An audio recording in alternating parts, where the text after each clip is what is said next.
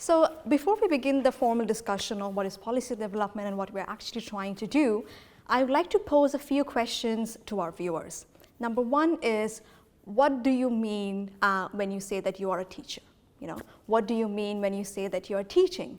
What kind of characteristics, what kind of attributes come to your mind when you hear the word teacher?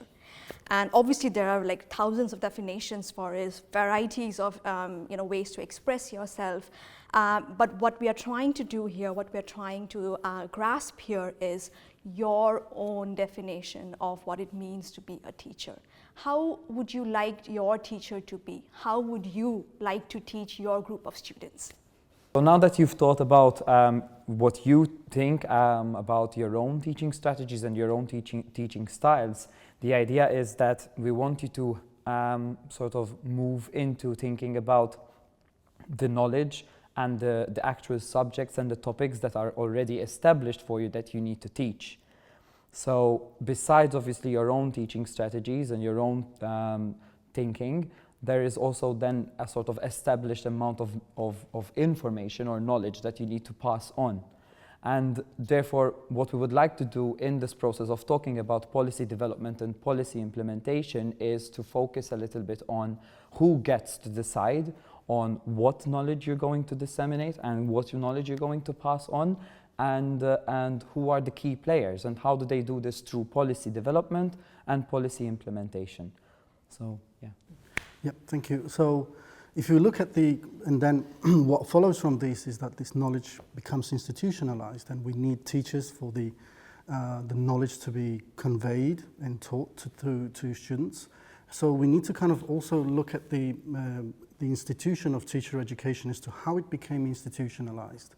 And if we look at the history of education, the teacher education, we will see that it has emerged through several stages. So initially we used to have what we call pre-industrial stage of teacher education, when it was more informal, and then through the 19th century and 20th century it became more college-based, and nowadays we have university-based teacher education with several kind of variations. You will have mixed models of university-based teacher education, but also college-based and school-based teacher education. But when we look at this history, we also see that the process of teacher education is very much top-down. And when we take a closer look, we see big players. So we see ministries of education in deciding as to what kind of teacher education there will be and the values that inform the teacher education policy. But also increasingly today, we see other global players like the OECD and the EU, in the case of course, Europe. The UN. And the UN, the World Bank, and UNESCO. Yeah, EU. Yeah, so it is very important to analyze the teacher education policy, because as a teacher, when you go into a classroom, there are certain expectations, there are certain modes of teaching that you're expected to use. And when you critically analyze it, this is the players that actually you're dealing with as a teacher on a daily basis. So even though they seem to be detached from the everyday reality of school, actually they are part and parcel of the whole thing. So that's why I think that to be an effective teacher educator, you also have to have this kind of a bird's eye view to see how there are multiple levels involved in this process. Yeah, so as Nicholas was saying, basically it is important, as he said, to look into who gets to make these decisions or have an impact or an influence on these decisions, because obviously they play a very important and powerful role. As, for example, Nicholas has mentioned, okay, when we look at the whole system from top to bottom, there are different stakeholders involved throughout all of this. And basically, this includes something which is, on one end, something like an institution which is on a local level, like the ministries, through their curriculum and through their syllabus and the ways of how this is delivered. And then as you go further up, you will see that this is being influenced with other institutions that are much more on a supranational level. you know. So for example, you have the EU and the OECD. You would also notice how there will be phases of international studies and international testings that are involved in this process, like PIRLS or PISA, okay, which basically they assess numeracy, literacy skills on various levels, not only just about reading, actual how to read, but also inferential reading. So as you can see, there is this continuous sort of system that goes from the bottom where the teacher sort of is actually in the classroom delivering all of this, but at the same time, this is a part of a bigger system. And therefore, that is why it is important for a topic like policy development and implementation to be very much reflected about and thought about, because this system, in essence, has quite a big say. It has quite a big role. So that is on one end what we would like to make sure that by at least this stage you sort of absorb, which leads us to then, you know, establishing power and all of that, yeah. So very simply, what both we're trying to say is the structure in which knowledge or policy flows. So dominantly, we see a really top-down flow of information. So if you take the example of Ireland, you see at the top, you would have the EU, you have the UN, which has a lot of influence because Ireland is a very Catholic state. So you would have a really huge influence on by the church. So because of that, the kind of policies Ireland makes, and in general EU makes, would have a lot of influence by the Catholic Church. Bringing along those lines, we can also see that in teaching education or in education in general, the kind of curriculum is made is heavily dependent on the Catholic Church. So what we're trying to say here, or what we're trying to argue through this policy, is that there need not be just a top-down approach, a top-down flow of knowledge, but to make the policy a bit flexible so that there is a bottom-up flow of knowledge and a bottom-up flow of policy formation as well, right?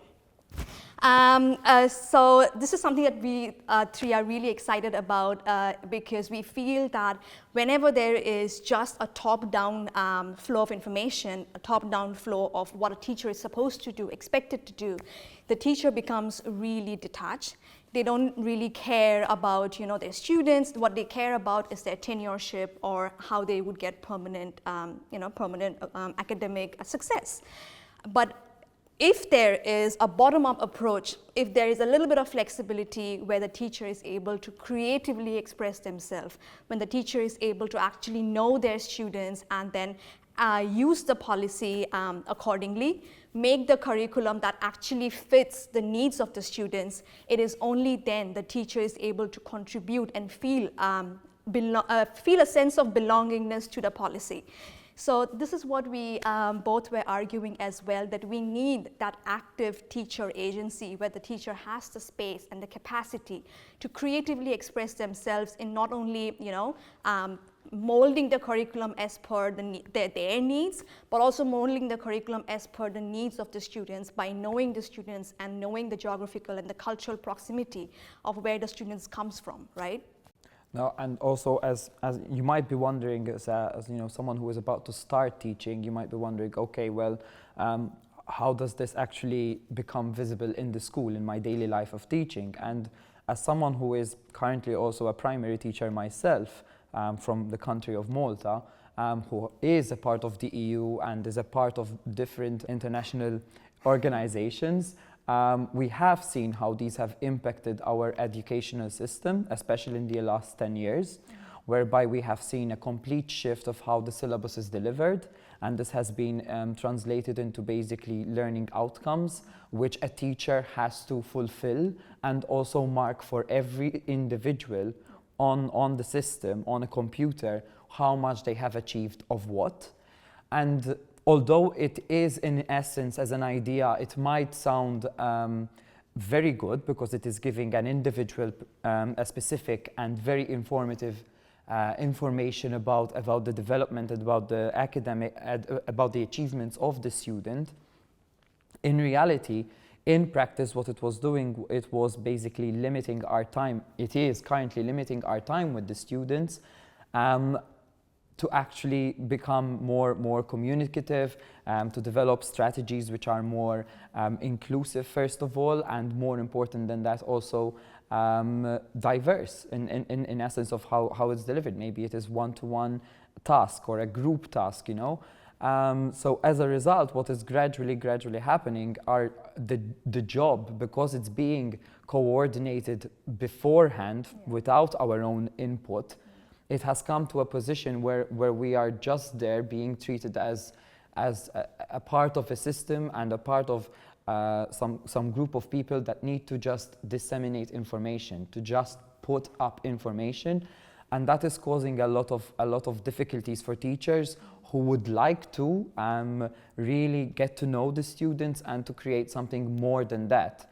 So the issue here that we would like to bring up is exactly that the idea that although from an outside perspective, from a top-down perspective, you might have a situation where based on results from PISA or PIRLS, policymakers will say, okay, well then we need to do this, this and this, so we make sure we achieve this, this and this. It doesn't necessarily transpire into what they actually want to achieve, because obviously the teaching process is something which is very humane in reality. It's something which is very interactive, and therefore it needs to have, in essence, that in its center. And the best way to do this is to actively, more regularly involve teachers themselves who are in the classroom to help with the designing of these policies, because that way you would be ensuring that at least the system in the classroom is being kept in mind in the process of writing these policies down. Especially after COVID, this has become so important, because if I take my own example, because I teach the undergrads, right? So if I take my own example, after COVID, all the students have become so isolated. They don't want to come to school, they don't want to make friends, they don't want to have that college experience that we all literally craved for.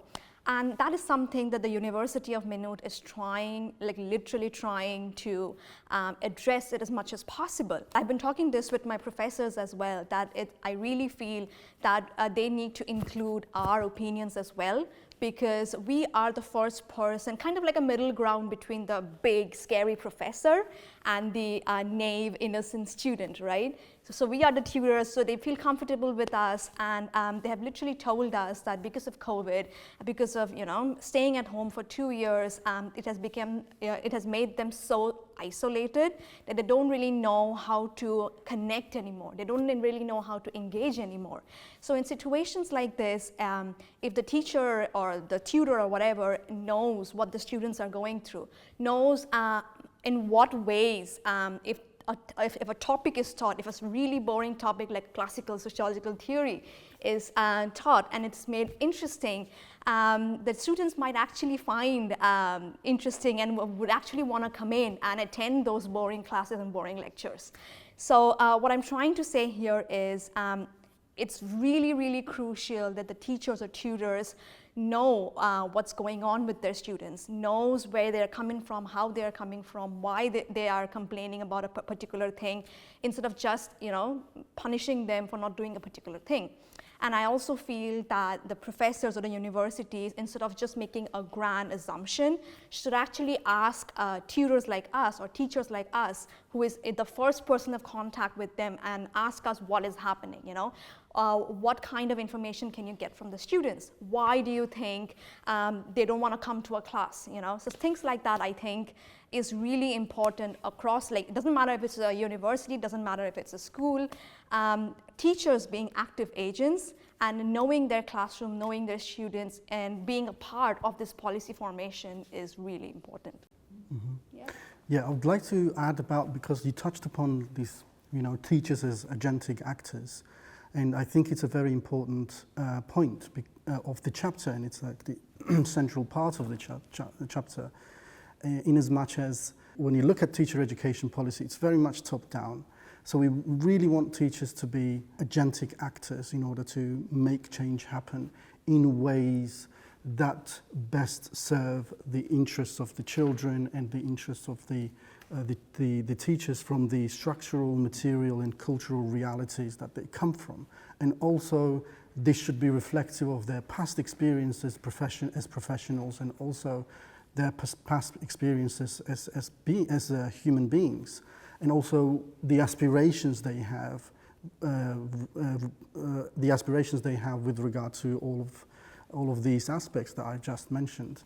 So, in that regard, we try to inform the case studies based on this notion of teachers as agentic, powerful actors. So we all have our case studies. So in my case, the chapter talks about the curriculum, especially in terms of children who come to school and they can't access the language one, and they have a different language, foreign language background. So how does this transition happen in terms of inclusion? How do we help children? How do teachers help children to access the mainstream curriculum? And my colleagues here have their own case studies, so they will talk about this. Yeah. I think one thing that we need to also make sure that comes through towards the reader and also the viewer of the video is that basically when we are talking about policies, it is not necessarily that all policies are going to have a negative impact. There have been actual successful policies that have managed to do quite a good amount of work, especially in our case of Malta when it comes to inclusion, which sort of regularized and actually recognized specific groups of minorities, what they required in order to ensure and safeguard their inclusion in schools. However, at the same time, again, the people who got to decide this most of the time were outside of the classroom, and that becomes the sort of this common theme through regarding policy development and implementation, because most of the time it is taking place from the top and not really focusing per se on the implementation itself.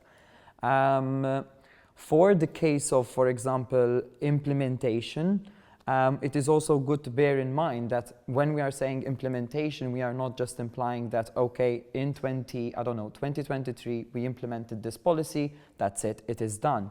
But it is also a reflective and continuous process, an important process to analyze whether this policy has actually been effective in doing so. Again, for the case of Malta and the case that I actually worked on personally in my own studies with regards to LGBT representation in schools, this is something which we have failed to do. So, and in my case, Malta has recognized a large number of rights for the LGBT community and for actually all of its Maltese citizens, you know. And as a result, in order to sort of have this resonate in the education system, we designed a policy which we call a respect for all framework. Okay, and in it was the first time, and this was also recognized by the ILGA, okay, that we finally recognized the LGBT community within schools and that this is a minority which requires support and assistance. And this was sort of the first attempt at breaking this boundary and actually recognizing the need of this particular community. However, since this was implemented back in 2014, years passed, I became actually a teacher, an LGBT teacher, I'm a gay teacher, and as a result, you start witnessing how effective and how much of this framework and policy has actually transpired into the system. And when obviously working in schools and also through my research, I've realized, and it wasn't just me, there are multiple of other authors in Malta and researchers who have focused on this. It has indicated that just because there was this policy which is focusing on respect, it is not really impacting the students and the environment for it to ensure to become actually what it is aiming to be. So again, the idea is that when you're looking into policy as a teacher, it is important to look into it not only as a sort of a set of commands that you need to follow, but you look at it through a critical lens. You look at the language that is being used in it and wonder, why is it being there? Why is this being used and not something else? That is something which is very, very important when it comes to reading policy. And it doesn't necessarily have to be someone who is a researcher who does this. I mean, you ultimately have to follow policy. So it is important, first of all, that you read them, but also read them not as this like set of commandments that are not flexible at all. They are not flexible, but this is something that you have a very important part in, especially if you come from perhaps a minority yourself, or come from an experience in schools that you would like to actually bring forward a change in. I don't know. Yeah, that's true. So what we're trying to do with this policy is kind of make it like a middle ground, where you obviously have a set of rules that is universal, that all countries, everyone should follow. So there are universal definitions to it. There is like a general dominant understanding of what a policy or what a curriculum should look like. But it also has a space, it also has a tiny bit of wiggle room where the teacher is able to use its own tactics, use its own tools to implement the policy as it deems fit. Right? So if I bring in the example of my research work that I did back in India among sex workers, they are using policy, they are using education to not only educate their community about what their rights are, how they should manage the violence in their community, but also using sex workers as peer teachers, as peer educators, right? So now the sex workers are not just sex workers who are fighting for their own rights, but they are also becoming active agents. They are also becoming peer educators in educating their community about the rights and the policies that they actually deserve and they actually need to practice when they are doing their own business. Bringing back into the mainstream curriculum, I also feel that sex education is something that is really, really crucial, but often ignored by our mainstream curriculum. Why? That's a different conversation altogether. But what I'm trying to argue here that sex education should be included in the curriculum as early as possible. Because we have seen many cases where the students and the teachers have no idea what they're talking about. And at the end of the day, we all are in the iPad kids generation. Your kid is born with an iPad or a TV or internet, and they would obviously learn all of these bad things, quote unquote bad things first, right? So in order to educate your kid properly, in order to educate your kid in a way so that they know the difference between what is acceptable, what is a good touch versus what is a bad touch, I would like to argue that sex education should be included in the curriculum as early as possible. Right, so that does not mean that it should be universal. What I'm trying to say here is that there might be certain universal definition of what is considered to be sex education, what is considered to be an acceptable form of sex education, but how is that implemented? The kind of tools that you use, the kind of versions, the kind of definitions, the kind of explanation that the teacher uses in order to impart that knowledge will be sensitive to the cultural, social, geographical requirements of the area.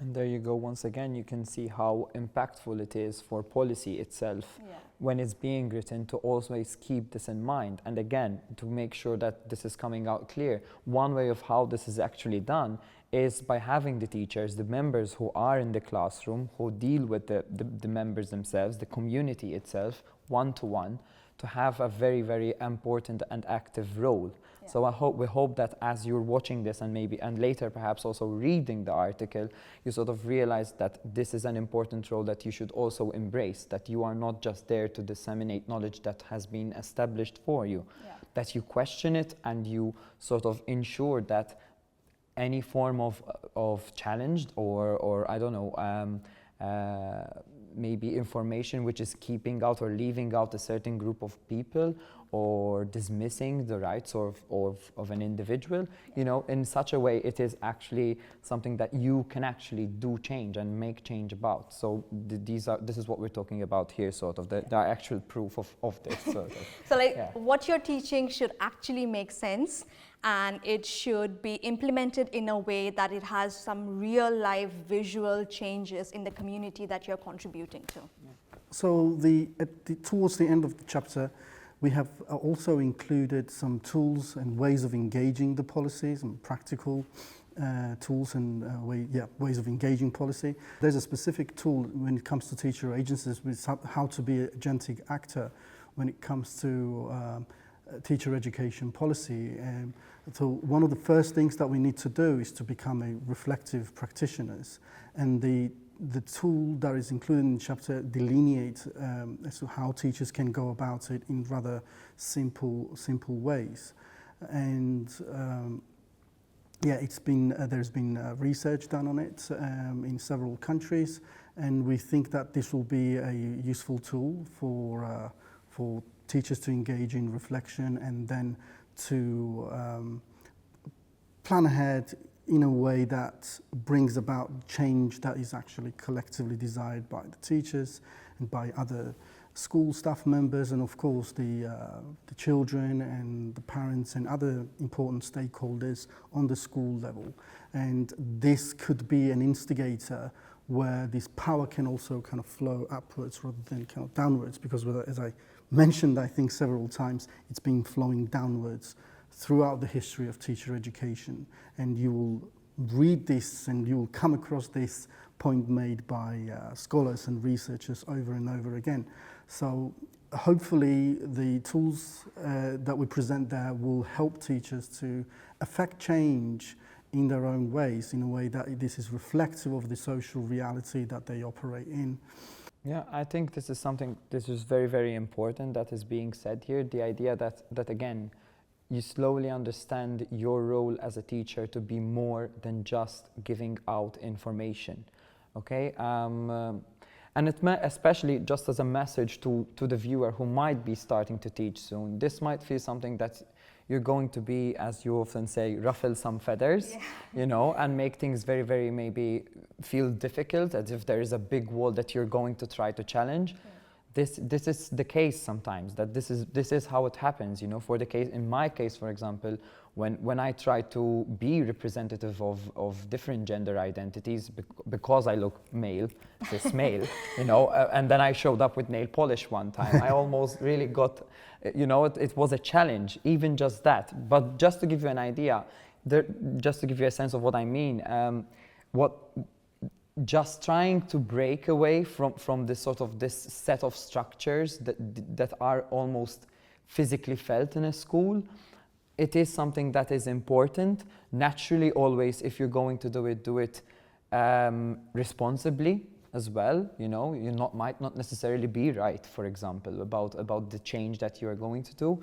And this is why, for example, then we also included in the reading section a section which looks into actually teachers as researchers. So it is important that if you have this idea or this change that you are willing to want to see, it is important to organize oneself with other people, first of all, and get their insight about how they feel, and also then, you know, slowly look into other possibilities and access different research perhaps to become more aware of what is currently going on, and then become you feel like you can provide much more to the policy development itself. You cannot just go into it, what I mean is, you cannot just go into it unprepared, you know? Yeah. There is the experience of teaching, but also at the same time you need to be sort of well read into the idea that you're going to try to push forward, I guess. So I'd like to kind of take upon what you mentioned about teachers as researchers, because this is a crucial point when it comes to teacher education, because the research that emerges around teacher education and the research that informs teacher education policy comes from universities, comes from these international organizations that we have been talking about. And so this knowledge is generated by these organizations from upper echelons. Yeah. So teachers as researchers actually will be generating knowledge from the very classrooms, from the very lived experiences that they experience on a daily basis. And this kind of research is very valuable. And because this would be a policy, teacher education policy informed by teachers' lived experiences would be the most apt and the most relevant research that actually helps teachers to improve the practice? I think I would just end this discussion with a slogan which I really want the viewers to popularize it, is that an inclusive, reflective teacher always results in an inclusive, representative policy. So if you remember that slogan, if you just make that slogan as a part of your life, I believe that policy of the future would not be just a top-down instructions on what a teacher should do, but it would be a more inclusive, more representative, more active policy that has that has challenged the power imbalances and is actually able to implement in a much more effective way. Thank you. And trust me, it actually makes the job much more fun. It does. Because you don't get to just sit down and just teach nod your what head you're along. telling. Yeah. You become an active person. And Yep. Yeah. Thank you.